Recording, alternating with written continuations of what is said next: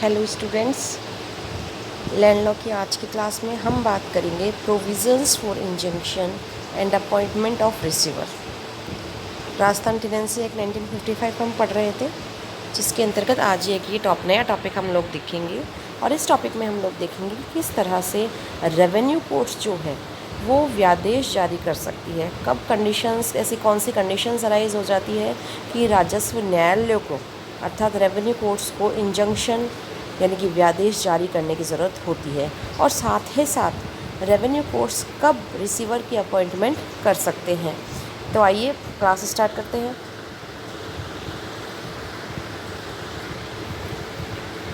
ये जो टॉपिक हम आज पढ़ने जा रहे हैं इसके रिगार्डिंग राजस्थान टेनेंसी एक्ट 1955 के सेक्शन 212 में प्रोविज़न कर रखा है। ठीक है, तो धारा 212 इसके बारे में बताती है। धारा 212 ये कुछ कंडीशंस हमें बताती है, जैसा कि आप देख पा रहे हैं कि ऐसी कौन सी कंडीशंस होती है जब राजस्व न्यायालय निषेधाज्ञा जारी करेगा। तो आइए देखते हैं। सेक्शन 212 में 2 सबसेक्शंस हैं आपके। फर्स्ट सबसेक्शन बात करता है कि यदि इस अधिनियम के अंतर्गत किसी वाद या कार्यवाही के दौरान शपथ पत्र पर या अन्य प्रकार से यह सिद्ध हो जाए, तो ये कहता है आपको सेक्शन 212 व्यादेश अथवा रिसीवर, व्यादेश तथा रिसीवर नियुक्ति के लिए उपबंध। फर्स्ट इसका क्लोज कह रहा है कि यदि इस एक्ट के अंतर्गत इस एक्ट के अंतर्गत कोई वाद या कोई कार्यवाही चल रही है, तो उस दौरान अगर राजस्व न्यायालय के समक्ष शपथ पत्र से या फिर अन्यथा किसी अन्य तरीके से यह बात साबित हो जाती है कि कोई ऐसी संपत्ति जिसके बारे में उक्त वाद या कार्यवाही तत्संबंध किसी पक्षकार द्वारा दुरुपयोग किए जाने पर क्षतिग्रस्त किए जाने, अन्य संक्रमण किए जाने के खतरे में है। तो देखिए इसे ऐसे समझते हैं। ठीक है, फर्स्ट पॉइंट हम बात कर रहे हैं। तो अगर मान लीजिए राजस्व न्यायालय को ये लगता है कि कोई वाद या कार्यवाही से संबंधित कोई संपत्ति है, मान लीजिए उसके समक्ष कोई वाद या कार्यवाही चल रही है, उस वाद या कार्यवाही से संबंधित कोई प्रॉपर्टी है, क्लियर, ये मान लीजिए ये प्रॉपर्टी है, तो वहाँ पर इस बात की आशंका उत्पन्न हो जाए या ये बात सिद्ध हो जाए कि ऐसी ये जो प्रॉपर्टी है, इस प्रॉपर्टी का दुरुपयोग हो सकता है, ये कह रखा है ना, दुरुपयोग किए जाने, या फिर इसको डैमेज किया जा सकता है, या फिर इसका अन्य संक्रमण, या फिर इसको ट्रांसफ़र किया जा सकता है, या तो इस प्रॉपर्टी का मिसयूज़ किया जा सकता है, या फिर इसको डैमेज किया जा सकता है, या फिर इसका ट्रांसफ़र किया जा सकता है, ये सब किए जाने का खतरा हो। दूसरी चीज़ ये कहता है उक्त वाद या कार्यवाही में जो भी संबंधित कोई जो पक्षकार है, न्याय के उद्देश्य को विफल करने के लिए, मतलब सफल नहीं होने देने के अभिप्राय में, यानी कि जो भी कोई भी एक पार्टी है, मान लीजिए जिस वाद या कार्यवाही की जो पार्टी है, कोई पक्षकार है, अगर वो न्याय के उद्देश्य को विफल करना चाहता है और न्याय के उद्देश्यों को विफल करने के आशय से उस संपत्ति को हटाने या उसको एक्सपोज करने, उसको डिस्पोज करने के लिए बैन करने की धमकी देता है या ऐसा विचार रखता है, तो न्यायालय अस्थायी व्यादेश जारी कर सकता है। कौन सा व्यादेश?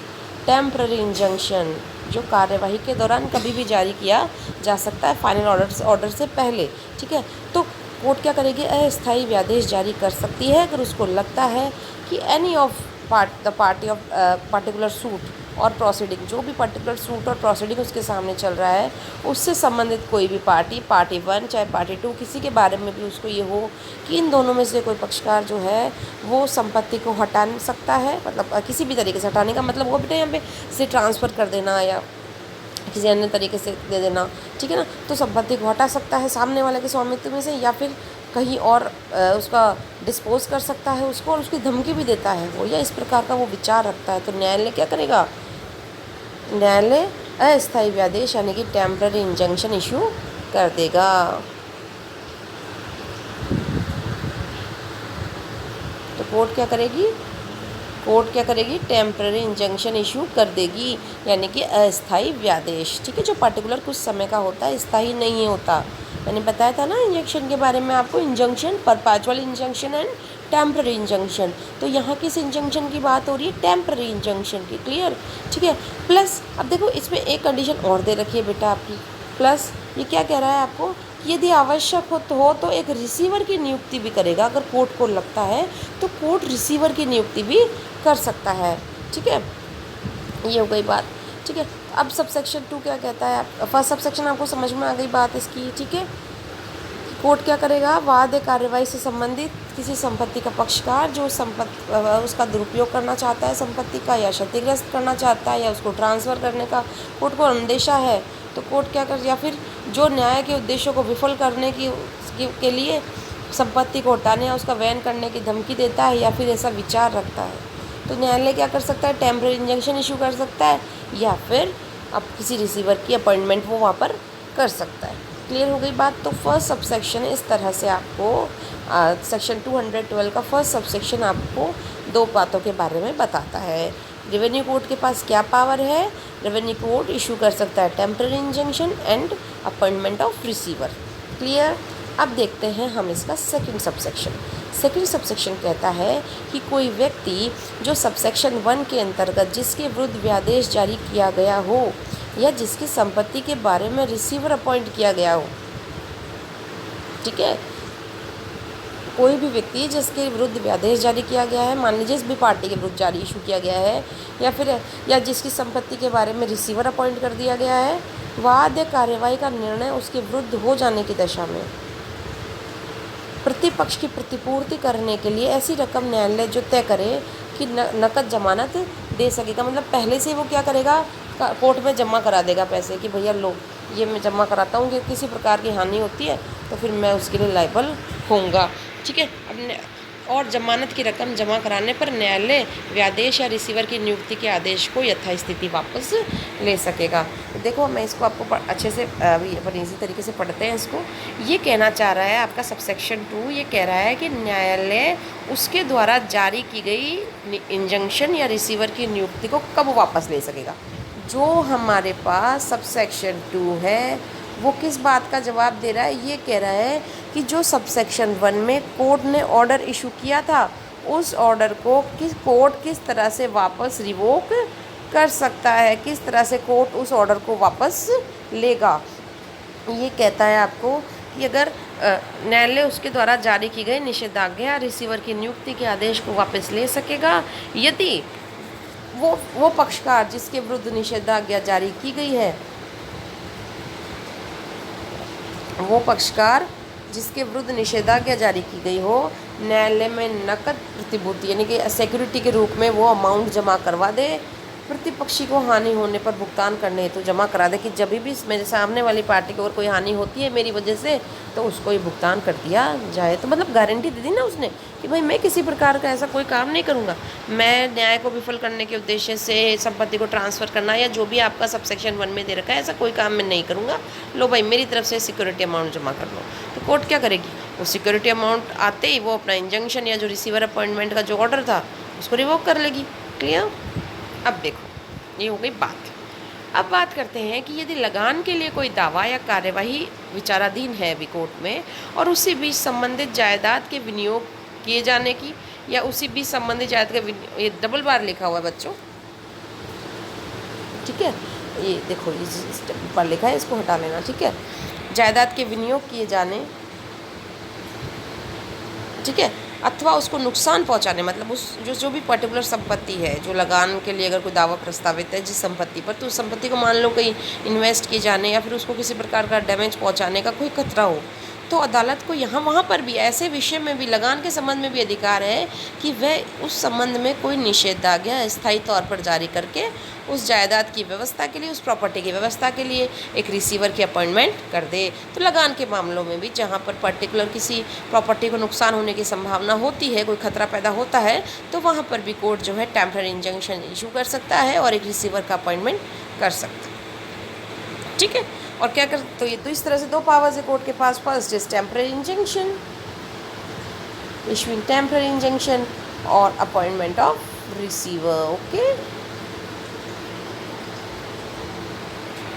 देन अस्थायी व्यादेश जारी करने हेतु मुख्य शर्तें।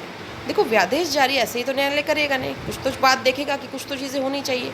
तो व्यादेश देने से पहले न्यायालय देखेगा कि वादी के पक्ष में प्रथम दृष्टया मामला हो। ऐसा लग रहा है कि भाई वादी के पक्ष में मामला हो, प्रथम दृष्टया मामला ऐसा लगता है प्राइम फेसिया की वादी के पक्ष में ये ठीक रहेगा, अस्थायी व्यादेश जारी कर दूंगा तो प्लेंटिफ के फेवर में ठीक रहेगा। ठीक है। दूसरी बात, प्लेंटिफ को अपूर्व नुकसान हो सकता है कि कोर्ट को ये लगे कि अगर मैंने अभी प्रतिपक्षी को नहीं रोका, अभी सामने वाले को मैंने नहीं रोका, तो वादी को बहुत ऐसा नुकसान हो जाएगा जिसकी पूर्ति नहीं की जा सकती। एवं वादी के पक्ष में सुविधा का संतुलन, उसको लगता हो कि मामला जो है प्लेंटिफ के पक्ष में ठीक है, प्राइम फेसी है ये ठीक है, तो इस तरह से मैं व्यादेश जारी हम कर सकते हैं। ठीक है। अब बात करते हैं हम थोड़ी सी रिसीवर के बारे में। तो रिसीवर, जैसा कि आप लोग सभी जानते हैं, पढ़कर भी आए हैं और पढ़ते भी हैं आप सीपीसी में भी, कि रिसीवर वह व्यक्ति होता है जिसे न्यायालय द्वारा विवादग्रस्त संपत्ति को प्राप्त करने और संरक्षित करने के लिए नियुक्त किया जाता है। तो रिसीवर कौन पर्सन है? रिसीवर वो पर्सन है जो न्यायालय के द्वारा, मतलब बाय द कोर्ट, किसी विवादग्रस्त संपत्ति, कोई भी जो डिस्प्यूटेड जो प्रॉपर्टी है, उस प्रॉपर्टी को प्राप्त करने के लिए, उसको रिसीव करने के लिए और उसको प्रोटेक्ट करने के लिए अपॉइंट किया जाता है ना। Receiver is a person who appoints by the court, जो कोर्ट के द्वारा अपॉइंट किया जाता है for receiving the property and protection it. ठीक है ना। वो उसके प्रॉपर्टी को रिसीव करने के लिए, उसको एंड प्रोटेक्ट इट, उसको प्रोटेक्ट करने के लिए अपॉइंट किया जाएगा और वह न्यायालय के एजेंट के रूप में होगा। It is also an agent of court, court का एजेंट भी है ये, और उसके देखरेख के रूप में उस संपत्ति का एडमिनिस्ट्रेशन करेगा। कोर्ट के देखरेख का मतलब है कोर्ट के बताए अनुसार, उनके कोर्ट के रूल्स रेगुलेशंस के अनुसार उस प्रॉपर्टी का जो एडमिनिस्ट्रेशन करता है। क्लियर हो गई बात। अब बात करते हैं हम रिसीवर नियुक्ति की आवश्यक शर्तें। तो देखिए, किसी संपत्ति के लिए रिसीवर की डिक्री देने के लिए या बाद में नियुक्त किया जाता है, मतलब रिसीवर को है ये, किसी संपत्ति के लिए रिसीवर को, ठीक है, डिक्री देने से पहले भी अपॉइंट किया जा सकता है और डिक्री देने के बाद भी उसको अपॉइंट किया जा सकता है। क्लियर हो गई बात। क्लियर। सेकंड कहता है कि रिसीवर अपॉइंट किए जाने के लिए न्यायालय को प्रार्थना पत्र देना आवश्यक है। थर्ड इज, न्यायालय उस संपत्ति पर से किसी व्यक्ति का कब्जा हटा सकेगा कि भैया आप जो है, आपका पोजीशन रहता है, अब रिसीवर अपॉइंट हो रहा है इसलिए आपका पोजीशन इस पर नहीं रहेगा। फोर्थ, रिसीवर अपॉइंट करने के लिए एक पक्ष कार्यवाही भी की जा सकती है। देखो, एक्स पार्टी प्रोसीडिंग भी की जा सकती है, लेकिन इसके लिए ऐसी परिस्थितियां का होना आवश्यक है जो दिखा सके कि एक पक्ष रिसीवर की नियुक्ति नहीं की तो उद्देश्य फेल हो जाए। उद्देश्य का मतलब है विधि का उद्देश्य फेल हो जाएगा, न्याय नहीं हो पाएगा। ठीक है ना। मतलब तभी एक पक्ष कार्यवाही के करके रिसीवर अपॉइंट तभी किया जा सकता है जबकि न्याय का उद्देश्य विफल होने की संभावना अधिक हो, अन्यथा नहीं। ठीक है। अब कुछ हाथ केस लॉज भी, जैसे इसमें मैंने उदाहरण के तौर पे डाल दिए हैं कि रफ़ीक मोहम्मद वर्सेस वारिसान मुसल अशरफी देवी के बाद में कहा गया कि अस्थायी निषेधाज्ञा यानी कि टेम्पररी इंजंक्शन की अवहेलना करने पर रिसीवर की नियुक्ति की जानी न्यायहित में है। कि अगर टेम्पररी इंजंक्शन को आप फॉलो नहीं कर रहे हैं देन रिसीवर की अपॉइंटमेंट होगी, तो फिर सामने वाले का पोजीशन वैसे ही हट जाएगा उसकी प्रॉपर्टी पे से। क्लियर। लक्ष्मी नारायण वाले बाद में देखिए, इसमें कहा गया कि रिसीवर नियुक्त करने से पहले दूसरे पक्षकार को सुनवाई का युक्त अवसर दिया जाना आवश्यक है। बट कुछ कंडीशंस में एक पक्ष भी कर दिया जाता है, जैसा कि अभी हमने ऊपर देखा था, जहाँ पर न्याय का उद्देश्य विफल हो जाएगा अगर नहीं किया गया तो। क्लियर हो गई बात। ठीक है। तो इस तरह से आज की क्लास में हम लोगों ने बात करी सेक्शन 212 की, जो हमें टेम्पररी इंजंक्शन, रेवेन्यू कोर्ट्स के द्वारा इशू किए जाने वाले टेम्पररी इंजंक्शन और रिसीवर्स के अपॉइंटमेंट के बारे में बता रहा था। अगली क्लास में हम एक नए टॉपिक के साथ मिलेंगे, तब तक thank you all of you.